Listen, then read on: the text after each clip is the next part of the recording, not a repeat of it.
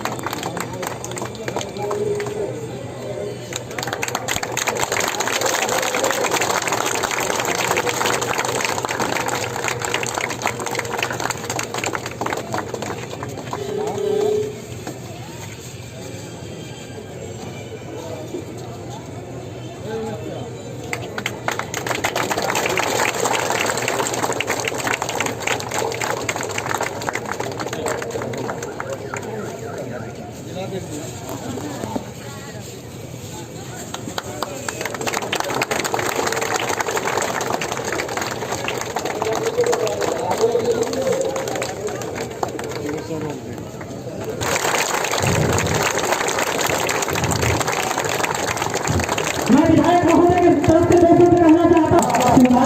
अब हम चाहेंगे हमारे गुलदस्ता से भेंट करेंगे हमारे माननीय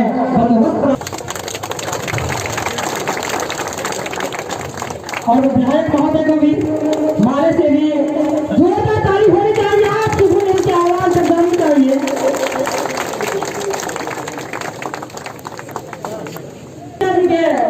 प्रतिनिधि एवं मुखिया जी से वो भी प्राप्त करें और जोरदार ताली उनके लिए भी। अब हम अगली कड़ी में लेके चलते हैं। साफ मिलने के लिए साफ तरफ नजर आती है, साफ तरफ नजर आती है।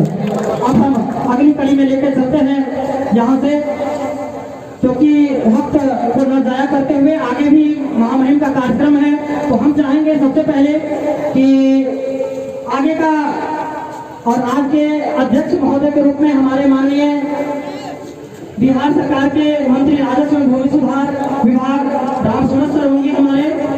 और सबसे पहले हम विधायक महोदय से आग्रह करेंगे कि इस जनता को 280 वचन के रूप में विधायक महोदय अब अध्यक्ष प्रोटेक्ट कर देंगे कि किसी को ये झंझट नहीं हो। ये रामनाथ का है कि सोमनाथ का है, ये अकबर भाई का है। ये वहाँ पर हम चिन्हित कर देंगे कि ये पोजीशन अकबर जी का है, ये रहमान जी का है, ये सुल्तान जी का है, ये अश्वित ऋषिदेव का है। और वो पोजीशन लेंगे और उसी समय हाथों हाथ उसको बंदोबस्त करा करके पर्चा बना के दाखिल खारिज करा के मोटर करा के आपको मैं पन्ना दूंगा, आपको मालिक बना दूंगा। वो फैसला अथवा दर्ज रहेगा। आने वाला समय भाई भाई से नहीं लड़ेगा, जात जात से नहीं लड़ेगा। ये झगड़ा तो समाप्त करना है। ये झगड़ा किसका लगाया हुआ है? जो झगड़ा अंग्रेज और कांग्रेस ने लगाया आज तक समाप्त नहीं हुआ है। अब मोदी जी आए हैं, मोदी है तो मुमकिन है, नीतीश है तो भरोसा है। यानी कि सरकार का जो सोच है कि गरीबों को आगे बढ़ाना है और अमीरों को भी सम्मान देना है, सबको साथ लेकर चलना है, सबका साथ, सबका विकास, सबका विश्वास के साथ इस काम को करना है। और सभी लोग इस कैंप के आपके ही घर परिवार के बेटा बेटी बहन भाई यहाँ काम करते हैं। आप लोग इसके परिवार के सहयोग के कारण लोग यहाँ बाहर से आके बसे हैं, काम कर रहे हैं। आपके द्वारा किस तरह का कल हम पूर्णिया कमिश्नरी की बैठक कर रहे थे, मुझे पता चला कि कहीं पर लोग कंप्यूटर चला लेता है, कुछ लोग परेशान करता है। ऐसा गलती कभी नहीं कीजिएगा, क्योंकि पूर्वज के द्वारा जो खतियान में गलत कर दिया गया वो आज भी हम लोग परेशान हो रहे हैं। इसलिए किसी पदाधिकारी किसी भी कर्मचारी के साथ आप दुर्व्यवहार न कीजिएगा, सामान की चोरी न हो, सुरक्षा रक्षा देना आपका सम्मान, आपका काम है, आपकी प्रतिष्ठा इससे बढ़ेगी नहीं घटेगी। जब भी लोग यहाँ से जाएंगे तब आपका नाम लेंगे कि उस गांव में हम गए थे तो मुखिया जी और फलाने समिति जी या फलाने गांव के बड़े और गरीब लोग मजदूर लोग हमको हेल्प किया। तो पीछे से जो लोग व्यक्ति नाम लेता है उसका ही वैल्यू होता है, सामने तो सब नाम और प्रणाम करता है। मेरा कहना ये है कि इनको आप सपोर्ट कीजिए, इनसे पूरा सहयोग लीजिए, इनसे पूरा काम कराइए। जो भी परेशानी हो विधायक जी हैं, यहाँ के अधिकारी हैं, और निश्चित रूप से अगली बार जब हम आएंगे, हम और विधायक जी मिल करके यहाँ सभी का जब पर्चा बांट के आएंगे, वो भी पर्चा बांट लेंगे और नए लोगों को जो आवास के लिए जमीन बंदोबस्त करेंगे वो भी बांट आएंगे। बहुत बहुत धन्यवाद, नमस्कार। अररिया जिला के हैं, उनसे आग्रह आप इस पोजीशन से ऑफिस के द्वारा आज इस शिविर का भ्रमण करने का कार्य किया गया है। हम सभी में नई चेतना नई ऊर्जा आई है। हम स्वयं आश्वस्त करना चाहते हैं कि विभिन्न संसाधनों के बावजूद भी इस क्षेत्र में सर्वे से संबंधित जो उनका अभियान में निर्देश है उसको हम निर्धारित समय के भीतर पूरा करने का कोशिश करेंगे।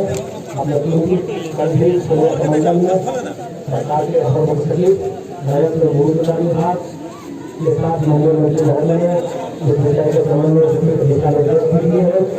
हम भी आश्वस्त करना चाहते हैं कि सर्वेक्षण का जो कार्य विशेष सर्वेक्षण का जो कार्य हमारे लोगों को किया जा रहा है, आप सभी के सहयोग से एवं सभी के सक्रिय सहभागिता के पश्चात हम उसको पूरा करने का कार्य करेंगे।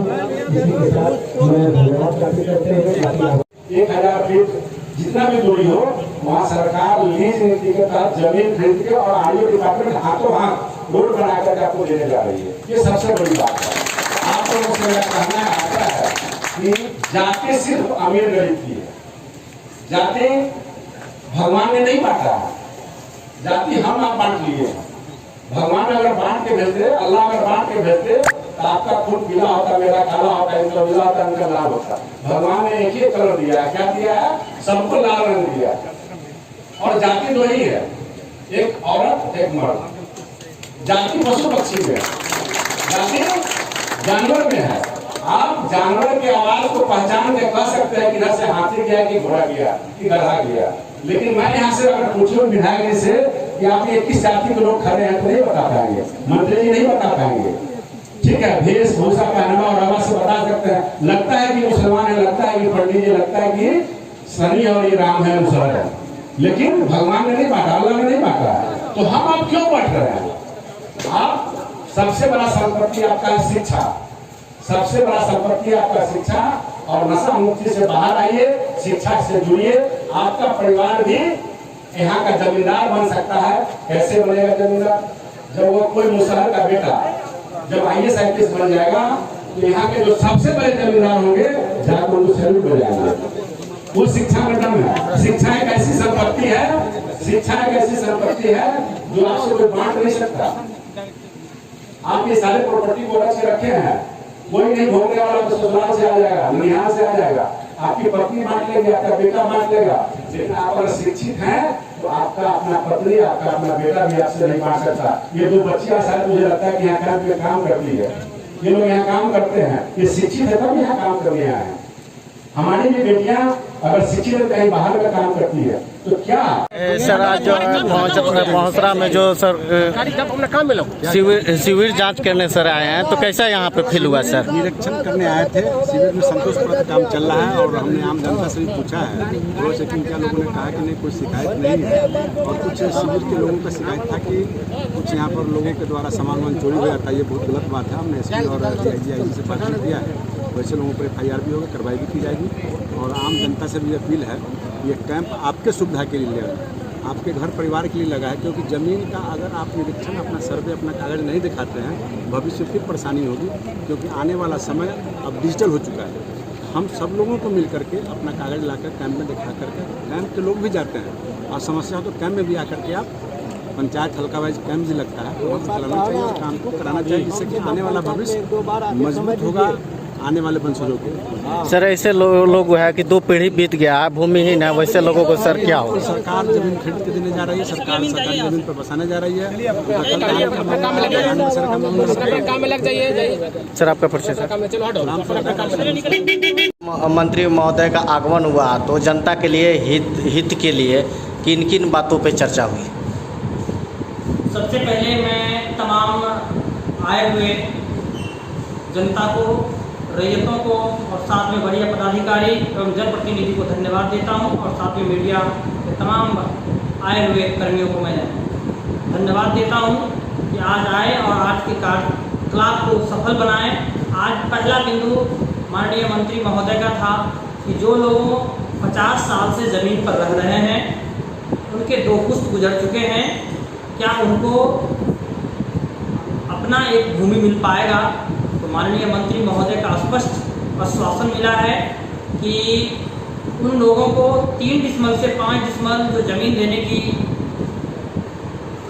ये है नियम है, उस नियम का पूरा पालन किया जाएगा और अगले बार जब वो आएंगे तो सभी को पर्चा देने का काम करेंगे। और साथ में हमारे सभी कर्मी के लिए मैंने माननीय मंत्री महोदय से लगभग 30 मिनट मेरी वार्ता हुई। 30 मिनट के दौरान मैंने अपने कर्मी के लिए सारे बिंदु पर चर्चा किया गया। माननीय मंत्री महोदय से मैं पहला आग्रह किया कि सर अब सभी सहायक बंदोबस्त पदाधिकारी को 2-2 अंचल के अंतर्गत शिविर अब चलाना पड़ रहा है, प्रभार मिल गया है, तो क्या वाहन की सुविधा मिलेगी? उनके द्वारा साफ शब्दों में कहा गया कि एकदम उन पर पूरा विचार चल रहा है, आपको तेल की व्यवस्था बहुत जल्दी कराई जाएगी और सभी कर्मी के लिए। उनके बाद शिविर को सुरक्षित करने के लिए मैंने कहा तो मंत्री महोदय साफ कर दिए कि उनकी बहुत जल्दी व्यवस्था की जाएगी, होमगार्ड का प्रतिनियुक्ति किया जाएगा। आप काम के प्रति तत्पर रहें और जनता के हित के लिए कहा गया कि अगर किसी रैयत को 25 रैयत हैं, वहाँ पर 100 डिसमल ज़मीन है, अगर सभी को 4.5-5 डिसमल करके मिलता है तो उसको 3 डिसमल 3.25 डिसमल करके दीजिए, लेकिन उसमें एक रास्ता निकाल के दे दीजिए जिससे कि सभी लोगों को फ़ायदा हो और अगली बार हम लोग ऑन द स्पॉट उसको पर्चा निर्गत करेंगे और उनको बसाने का काम करेंगे। अगर सरकारी ज़मीन भी होगी तो उनका एक्वायर करके हम सभी जो भूमिहीन हैं उनको भूमि देने का काम करेंगे। सर आपका परिचय क्या होगा? मैं सहायक बंदोबस्त पदाधिकारी सह शिविर प्रभारी पहुंसारा रानीगंज अररिया। सर पहुंसरा में सर शिविर निरीक्षण करने के लिए आप लोग आए, तो सर यहाँ पे कैसा फील हुआ है? सर आपको कैसा लगा? राज्य सरकार के आदेश से राजस्व भूमि सुधार विभाग के द्वारा इस जिले के 2 अंचलों में भूमि संरक्षण का कार्य संचालित है। इसी क्रम में पिछले साल ही यहाँ पर पहुंसरा में 29 मौजा में यहाँ पर संरक्षण शिविर गठित कर यहाँ पर काम कर रहा है। SSASO और 17 कानून भी है और एक कानून को भी। माननीय मंत्री राजस्व भूमि सुधार विभाग बिहार सरकार का क्षेत्र में भ्रमण के क्रम में उनके संज्ञान में यहाँ के शिविरों की जानकारियाँ थी। उनके द्वारा उन शिविरों में की जा रही कार्यप्रणाली को देखने, कार्य की प्रगति की जानकारी लेने का निर्देश था। इसी क्रम में माननीय मंत्री जी के